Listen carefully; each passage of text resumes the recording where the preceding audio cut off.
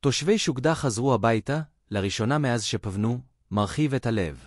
בתהלוכה צבעונית ובטקס הנפת דגל ישראל, רוב תושבי המושב ששהו במלון בירושלים, שבו לשוקדה לקראת פתיחת מערכת החינוך באזור.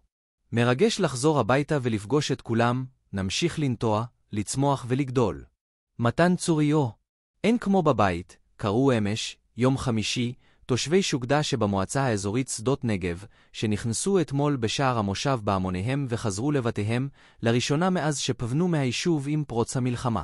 לציון חזרתם, חברי המושב ערכו תהלוכה צבעונית וטקס הנפת דגל ישראל.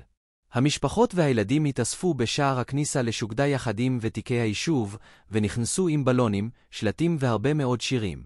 רוב תושבי המושב חזרו לביתם, ובשבוע הבא תיפתח מערכת החינוך והחיים באזור יחזרו למסלול, ככל שניתן. התושבים שהוא עד כה במלון בירושלים. מרגש לחזור הביתה, לפגוש את כולם. זה מרחיב את הלב, אמר תושב שוקדה אליסף מירה. אף אחד לא פספס את התהלוכה המרגשת.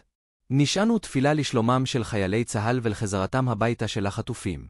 יחד נמשיך לנטוע, לצמוח ולגדול, הוסיף.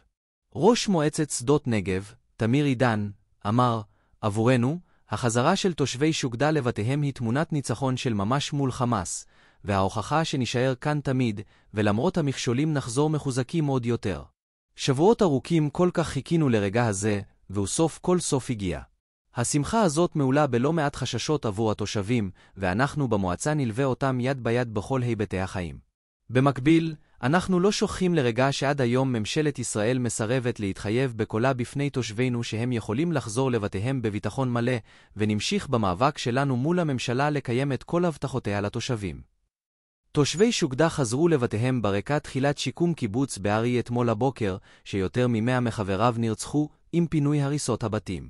במקביל, בבארי כבר מסתכלים קדימה על תכניות לבניית שכונות מגורים חדשות לתושבים.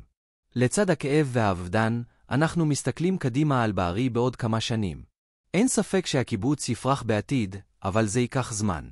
כל דבר נעשה בעתו, אבל זה מאוד מעודד לראות ונותן תקווה שיוצאים לדרך, אמר אחד החברים.